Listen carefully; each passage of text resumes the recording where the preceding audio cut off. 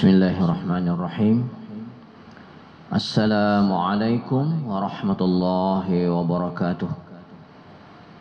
Bapak dan Ibu serta saudara-saudara, pemuda-pemudi Islam, jamaah salat zuhur Masjid Raya Syekh Ahmad Khatib Al-Minangkabawi, Sumatera Barat, yang hadir pada siang hari ini, yang kami hormati, yang kami muliakan.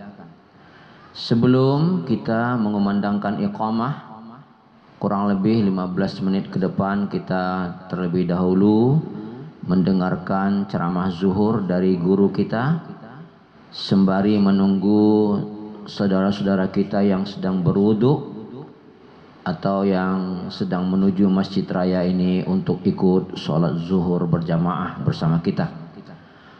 Pada siang hari ini yang akan memberikan ceramah zuhur adalah Al-Mukarram Al-Ustaz Dr. Joni Zulhendra SHI MH. Alhamdulillah beliau telah bersama kita di ruangan Masjid Raya ini. Untuk itu kita mengucapkan banyak terima kasih kepada beliau. Bapak dan Ibu serta saudara-saudara yang kami muliakan, marilah kita dengarkan secara bersama ceramah zuhur yang disampaikan oleh Al-Ustaz Dr. Joni Zulhendra SHI MH. Kepada beliau dengan segala hormat kita persilahkan. Sekian dari kami. Wassalamualaikum warahmatullahi wabarakatuh.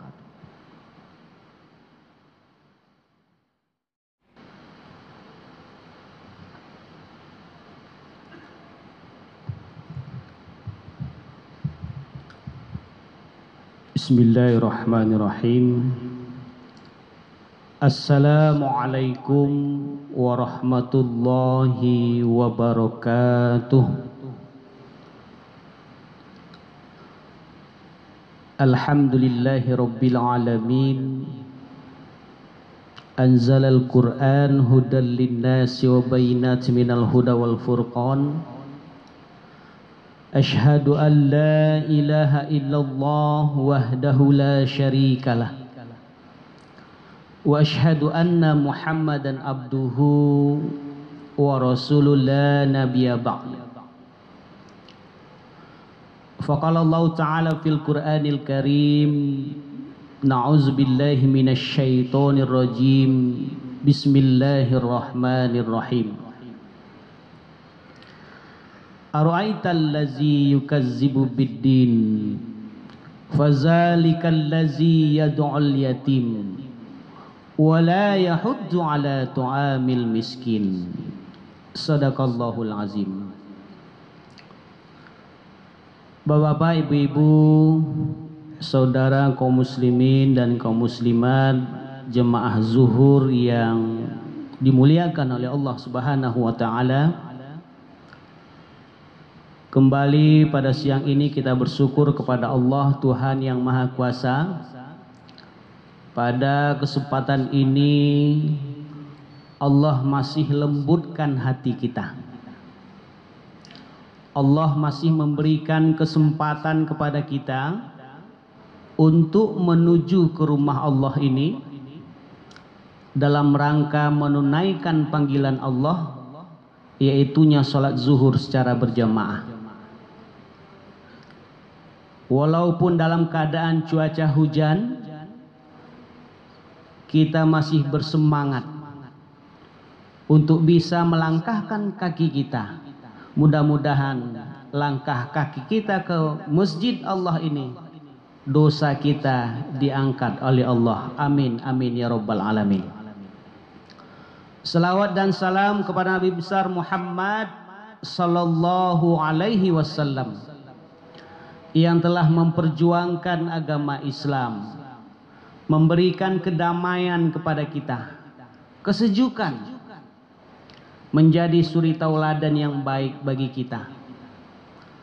Bahkan seorang filosof dari Amerika, William Hart, mengatakan dalam bukunya 100 tokoh pemimpin yang berpengaruh dalam sejarah, menempatkan urutan pertama Nabi Muhammad sallallahu alaihi wasallam sebagai tokoh terbaik dalam memimpin umat sedunia ini. Oleh karena itu Bapak dan Ibu, marilah selalu kita berselawat kepadanya. Allahumma sholli ala Sayyidina Muhammad wa ala ali Sayyidina Muhammad. Bapak dan Ibu yang dimuliakan oleh Allah Subhanahu wa taala, tentunya kita selalu berdoa dan meminta kepada Allah. Ibadah apapun yang kita lakukan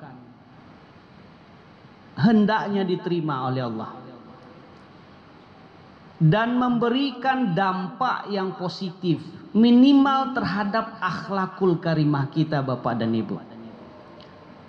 Suatu ketika Rasulullah Muhammad sallallahu alaihi wasallam pernah menyampaikan mengapa beliau diutus ke atas muka bumi ini. Innamal bu'istu liutammimma makarimal akhlak. Sesungguhnya aku diutus oleh Allah adalah untuk memperbaiki, menyempurnakan akhlak manusia. Bersimbah darah, bersimbah air mata Rasulullah Muhammad SAW hanya untuk memperbaiki akhlakul karimah kita. Ilmu yang kita cari, ibadah yang kita lakukan, semuanya outputnya adalah akhlakul karimah. Oleh karena itu Bapak dan Ibu, siapa yang ingin mengukur kesuksesan hidupnya di dunia dan di akhirat, kata kuncinya adalah akhlakul karimah. Kata Nabi, siapa orang Islam yang paling bagus pemahaman Islamnya? Ahsanukum khuluqa, maka lihatlah akhlaknya. Siapa orang Islam yang paling bagus puasanya, paling bagus bacaan Al-Qur'annya, paling bagus, paling kusuk solatnya, kata Nabi, ahsanukum khuluqa, maka lihatlah akhlaknya. Jadi Bapak dan Ibu, ternyata akhlak adalah cerminan daripada ibadah yang sudah kita lakukan. Semakin bagus ibadah kita, hablum minallah kita, maka akan semakin bagus akhlak kita. Tetapi muncul persoalan Bapak dan Ibu. Berapa banyak orang yang ibadahnya bagus, sholatnya tidak tinggal, puasanya tidak tinggal, sedekahnya, infaknya tidak tinggal, tetapi ternyata akhlaknya tidak baik. Maksiat juga dikerjakan, dosa juga dikerjakan. Apa yang salah Bapak dan Ibu? Ternyata di dalam kitab Al-Ihya Ulumuddin yang dikarang oleh Imam Al-Ghazali disebutkan di situ penyebab manusia, orang muslim yang ibadahnya tidak sinkron dengan akhlaknya, penyebabnya adalah al-umuri, maksudnya adalah makhluk, bukan Allah. Tujuannya adalah makhluk, manusia, bukan Allah. Fisiknya seakan-akan beribadah kepada Allah, tapi hatinya berharap selain daripada Allah. Berharap ingin dipuji, berharap ingin dikagumi, berharap ingin dibalas budi. Kalaulah ibadah yang dia lakukan tujuannya adalah makhluk, tujuannya adalah pimpinan, tujuannya adalah manusia, tujuannya adalah bawahannya, maka disinilah akhlakul karimahnya tidak sesuai dengan ibadah yang dia lakukan. Bapak dan Ibu jemaah zuhur yang dimuliakan oleh Allah Subhanahu wa taala. Oleh karena itu pada kesempatan yang terbatas ini, 4 akhlak, 4 perbuatan kita yang akan mengantarkan kita kepada surganya Allah dengan selamat. Di dalam hadis Nabi yang diriwayatkan oleh At-Tirmizi, di dalam kitab Fathul Bahri yang dikarang oleh Ibnu Hajar Asqalani, di sana disebutkan ada 4 akhlak ada 4 perbuatan yang akan mengantarkan kita kepada surganya Allah dengan selamat. Yang pertama, Bapak dan Ibu, afsus salam. Selalulah tebarkan salam, tebarkan kedamaian, berikan keselamatan kepada orang lain. Bapak dan Ibu, jadilah kita seorang muslim yang senantiasa memberikan keselamatan kepada orang lain. Lisan kita terjaga, pikiran kita terjaga, tidak sinis, tidak pesimis, dan tidak suka memvonis. Kenapa? Karena dia tahu kehadirannya adalah untuk memberikan keselamatan kepada orang lain. Ketika dia berhadapan dengan orang lain, tatapannya penuh dengan kasih sayang kepada sesama. Ketika dia berbicara, perkataannya selalu hati-hati. Kenapa? Karena dia takut menyakiti hati orang lain. Ketika dia berbuat, dia melakukan suatu perbuatan, sangat hati-hati. Kenapa? Karena dia takut akan menyinggung perasaan orang lain. Jadi Bapak dan Ibu, kata Nabi, ada satu golongan yang disebut dengan muklis. Apa itu muklis? Muklis adalah orang yang bangkrut. Siapa yang disebut dengan orang yang bangkrut itu? Orang yang bangkrut itu adalah ketika di hari kiamat nanti, dia membawa pahala puasanya, dia bawa pahala solatnya, dia bawa pahala bacaan Al-Qur'annya ke hadapan Allah Subhanahu wa taala. Tetapi di kesempatan lain ada orang yang mengadu kepada Allah, "Jangan terima amal puasanya ya Allah. Jangan terima amal solatnya ya Allah." Kenapa? Karena selama dia hidup, dia selalu menzalimi orang lain, selalu menyakiti hati orang lain. Ketika dia bermuamalah, selalu tidak sesuai perkataan dengan perbuatan. Maka apa yang terjadi Bapak dan Ibu? Orang yang mengadu tadi juga meminta kepada Allah, terima puasanya, terima amal ibadahnya ya Allah, tapi berikan kepada saya ya Allah. Apa yang terjadi Bapak dan Ibu? Semua amal yang dilakukan oleh orang yang menzalimi ini tadi diberikan kepada yang dizaliminya. Oleh karena itu Bapak dan Ibu, hati-hati dengan lisan kita. Hati-hati dengan perbuatan kita. Kalau kita ingin mendapatkan surga dengan selamat, maka afsus salam. Selalu hadirkan keselamatan kepada orang lain. Khairun nas anfa'uhum linnas. Menjadi orang yang baik kepada sesama. Kemudian yang kedua adalah wa'at'imut ta'am. Artinya adalah selalu berbagi, selalu memberi makan kepada sesama. Bapak dan Ibu hadirin yang berbahagia, kita gemar berbagi, kita gemar memberi, akan diberikan kemuliaan oleh Allah Subhanahu wa taala. Ternyata orang yang sering berbagi, orang yang sering bersedekah akan memberikan cahaya di dalam kubur kita, meringankan sakratul maut kita. Bahkan di dalam Al-Quran Allah katakan, berapa banyak orang yang sudah mati menginginkan hidup kembali. Apa yang dia inginkan Bapak dan Ibu? Fa'as-saddaqo wa akum minas solihin.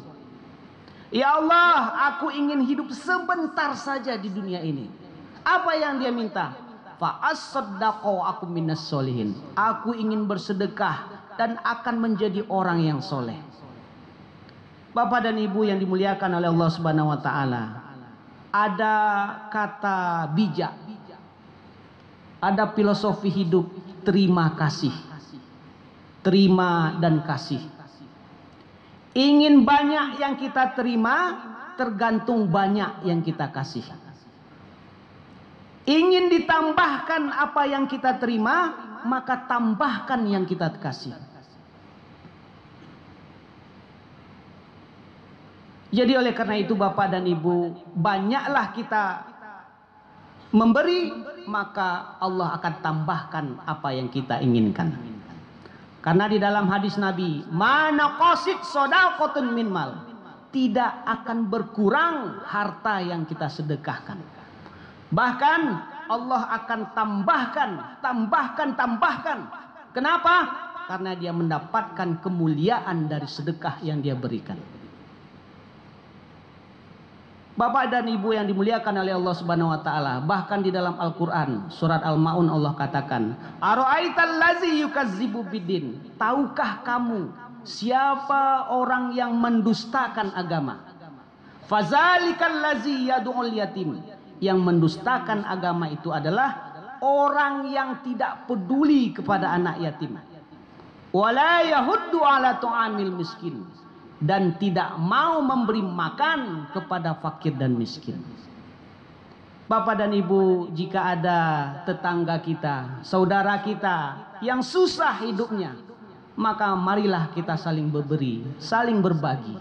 Karena kalau ingin mendapatkan surga Allah dengan selamat, maka selalulah berbagi dan memberi kepada sesama. Kemudian yang ketiga Bapak dan Ibu adalah wasilul irham. Wasilul arham artinya adalah selalu kita sambungkan tali silaturahim, kasih sayang di antara sesama kita. Bapak dan Ibu, janganlah kita selalu hidup dalam bermusuhan. Jangan kita hidup selalu dalam pertengkaran. Karena Nabi Muhammad SAW memberikan kabar gembira kepada orang yang selalu memberikan, mentebar kasih sayang di antara sesama. Apa kata Nabi? Irhamu man fil ard yarhamukum man fis sama. Cintailah apa yang ada di bumi, maka yang ada di langit juga akan mencintaimu. Jadi Bapak dan Ibu, kalau ada orang yang berbuat dosa, berbuat masalah, jangan benci kepada orangnya, tapi kepada dosanya. Kalau ada orang yang berbuat maksiat, jangan benci kepada orangnya, tapi kepada maksiatnya. Kenapa? Karena kalau kita tidak benci kepada orangnya, ada doa yang kita panjatkan. Doa inilah yang akan memberikan kemuliaan kepada kita. Kemudian yang terakhir Bapak dan Ibu, wallailu binniyam wasallu billail wan nasu binniyam. Kita selalu bangun malam, kemudian kita sholat tahajud kepada Allah. Setiap kita pasti ada masalah, ada persoalan, maka salah satu solusinya kata Allah adalah wasallu billail, sholat malam kita. Kenapa? Karena ini akan memberikan kemuliaan kepada kita. Dalam Al-Quran Al-Isra ayat 70 Allah katakan, wa minal laili fatahajjad bihi nafilatan lak asa ayyabkuma maqamam mahmudah. Dan bangunlah kita di sepertiga malam, lakukan sholat tahajud, maka Allah akan menempatkan posisi kita di tempat yang paling mulia. Kita pasti ada masalah, kita pasti ada persoalan, maka untuk menjawab persoalan itu, kata Allah, sholat tahajudlah kita di malam hari. Mudah-mudahan Bapak dan Ibu, tausiah zuhur kita ini yang singkat ini ada manfaatnya. Terlebih kepada saya yang menyampaikan. Wallahul muwaffiq ila aqwamit thoriq. Wassalamualaikum warahmatullahi wabarakatuh. Allahu akbar, Allahu akbar. Asyhadu an la ilaha illallah. Asyhadu anna Muhammadar Rasulullah.